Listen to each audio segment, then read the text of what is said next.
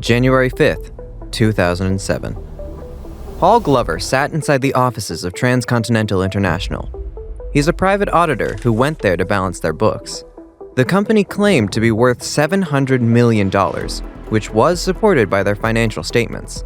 These statements were verified by a firm called Cohen & Siegel. The name Glover had never heard of. So he decided to call the firm directly. But as he dialed the number, the line on the CEO's desk rang. Not once, but twice. In that instant, it hit him. Cohen & Siegel were the names of infamous gangsters Mikey Cohen and Bugsy Siegel, the founders of Las Vegas. Glover sensed something was off, and as he dug deep, he realized the foundations of Transcontinental were shadier than the creation of Las Vegas itself.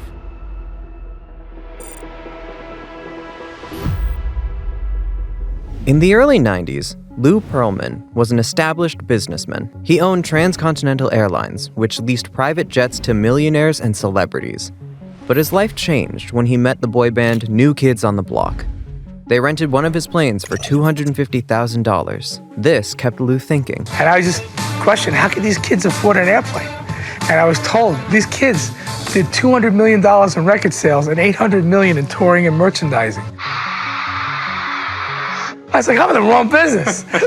For Lou, it wasn't just about the money. Ever since his cousin Art Garfunkel, from the famous duo Simon and Garfunkel, came to his 13th birthday, Lou had dreamed about being in a band. So, without wasting time, Lou began placing ads in newspapers, searching for young talents. Within months, he assembled 5 charming boys: AJ McLean, Howie Dorough, Nick Carter, Kevin Richardson, and Brian Luttrell. He named them the Backstreet Boys. Lou sponsored their vocal and dance training and even provided food and housing. He became their Big Papa. But despite the hard work, US labels were hesitant to sign an unknown boy band. So, in 1995, Pearlman and the boys shifted their focus to Europe. They toured and released albums overseas and started building a massive European fan base. Their success abroad soon followed in the US, as their single, Quit Playing Games With My Heart, became a huge hit, selling over 2 million copies, launching them into superstardom. That we'd be successful, but we never imagined this would happen. But just as the Backstreet Boys were ruling the charts, a new group was getting ready to challenge their throne. NSYNC had the same blueprint with 5 boys: Chris Kirkpatrick, Justin Timberlake, JC Chasez, Joey Fatone, and Lance Bass. They broke out with their album NSYNC, which sold over 10 million copies. With 2 bands built on the same formula, competition was fierce as the fans began to pick sides. They can move like nobody else. They're better than Backstreet. Backstreet's nothing compared to them. I love you! The rivalry peaked and both bands hated each other. But behind the scenes, someone was making millions.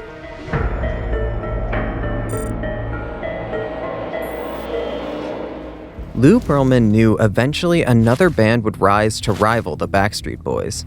If there was Coke, there had to be Pepsi. But what if he could own both? He didn't want to lose the market. So, while still managing the Backstreet Boys, he secretly built their biggest rivals, NSYNC. For Lou, it was just good business. But the Backstreet Boys felt deeply betrayed. They had seen him as a father figure and couldn't accept that their Big Papa had secretly built their competition and even pitted them against each other. The betrayal opened their eyes. They started to realize how little they were earning despite their massive success. They appointed a lawyer who was shocked by their contracts. I had not seen any contracts, in my opinion, that were as oppressive to the artist as this overall situation that he created. And it goes beyond the industry customs to the point of being absurd. They had earned only about $300,000 collectively since their formation, while Pearlman had taken in $10 million. They even discovered that Pearlman had inserted himself as the 6th Backstreet Boy and claimed equal financial rights. This financial imbalance, combined with the emotional betrayal, led them to file a lawsuit against Pearlman. The case caused huge controversy as fans and the media turned against Lou Pearlman. The case was settled out of court, and according to Pearlman's attorney, Cheney Mason, Lou was entitled to collect around $64 million. Eventually, the same thing happened with NSYNC. They also sued Lou over unfair payment terms. Lou felt betrayed, as he was the one who had made them stars. The kids should take a step back and say, how did I get here? Who took the risk? Who put up all the money? Who's my real big papa?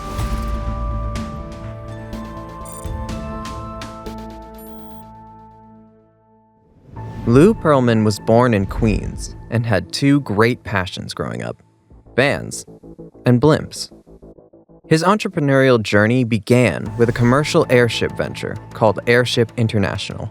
I had to stick with business because it was so difficult to get into the music business. And I loved it. I got my MBA, but most importantly was my love for both. But I stayed with aviation. Lou was a pioneer in blimp advertising, securing major contracts with brands like McDonald's, MetLife, and SeaWorld. And by the age of 28, Pearlman had become a millionaire. In 1991, Lou Pearlman shifted from his blimp business to a private air charter service called Transcontinental Airlines, which later became part of his transcontinental international empire. Despite losing the Backstreet Boys and NSYNC, Lou didn't slow down. He knew the formula for success. So, he built a $1 million facility in Orlando called O-Town and began creating new bands. Lou went on to create more than 10 groups and launched several solo artists. Although some achieved moderate success, most never reached the heights of his earlier bands. Audience had moved on to raw rap, nu metal, and R&B fusion, but Lou was not ready to accept that. By 2006, Pearlman was losing money in music, and his aviation empire was falling apart. But his main issue was the employee investment savings account, which he promoted as investments, even though it was insured by the FDIC and was even backed by insurance policies through AIG and Lloyd's of London. As the company lost stability, investors started to panic and began demanding their money. The Transcon headquarters, whose doors were once stormed by wannabe pop stars, was now filled with angry investors. The pressure was mounting. Even Lou's close friend and head of operations, Frank Vasquez, took his own life under the weight of it all. The loss pushed Lou into desperation. He couldn't even pay his own lawyer, a mistake he would soon regret.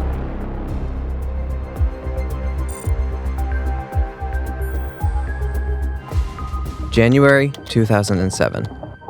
FBI investigator Scott Skinner was sitting in his office when he received a call from Mr. Cheney Mason. He represented Lou Pearlman in the Backstreet Boys settlement, but Lou never paid Mason his legal fees, and when sued, he even presented a financial statement claiming he was broke. Mason knew Pearlman had money and suspected a major fraud. So, with Mason's tip-off, the FBI started an investigation and requested Pearlman to submit his financial documents.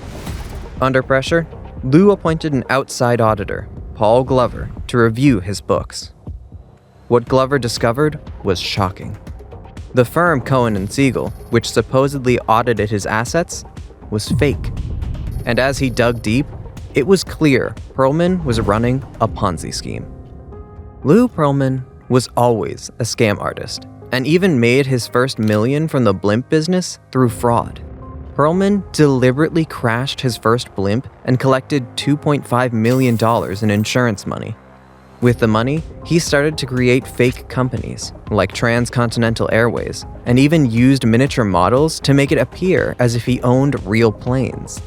He forged documents to attract investors, mostly friends and family, and promoted his employee investment savings account, claiming it was insured by the FDIC, AIG, and even Lloyd's of London, which was all fake. He used his image as a music mogul to convince people they were investing in his bands, and even used his singers to attract new investors. So singing for investors just kind of became something that was what you did.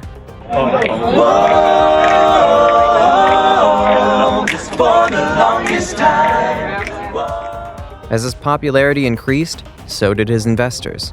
He even secured millions in bank loans, which he never repaid. But Lou was a king in the music industry. and had built massively successful bands and sold millions of records. So where did all that money go?